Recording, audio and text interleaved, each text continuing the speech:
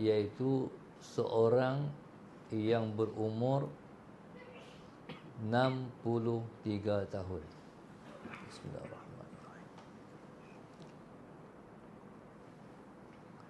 Jadi umur Nabi SAW ialah 63 tahun.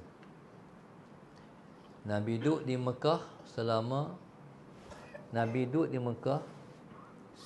13 tahun, diturunkan wahyu, dan Nabi SAW duduk di Madinah 10 tahun. Semua 23 tahun. Nabi diturunkan wahyu ketika genap umur Nabi itu 40 tahun. 40 campur dengan 23, 63. Ini adalah riwayat yang muktamad.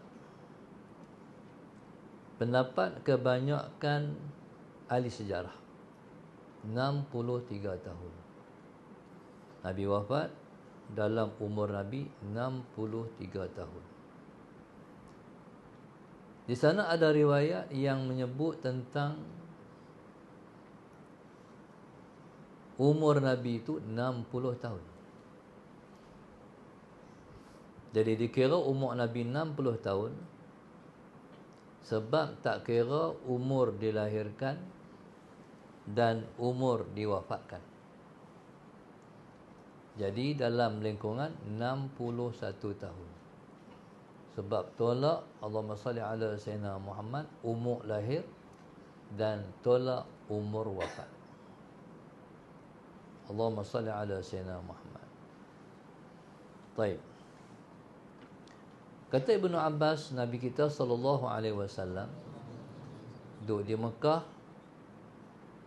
13 tahun dan duduk di Madinah 10 tahun, 23.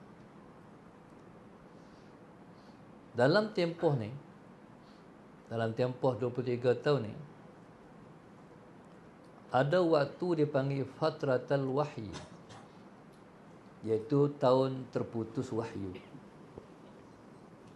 Iaitu bila mana turun ayat Iqra' bismi rabbikal ladzi khalaq. Nah, ketika Nabi duduk di Gua Hira, Allahumma salli ala Sayyidina Muhammad, turun malaikat suruh Nabi baca Iqra', baca. Dan Nabi SAW ialah ummi, iaitu orang yang tak tahu baca. Dalam kelompok ataupun masyarakat Arab ketika itu ada satu kumpulan orang ataupun kategori manusia yang disebut dengan ummi. Ummi maknanya orang-orang yang tidak tahu membaca dan menulis.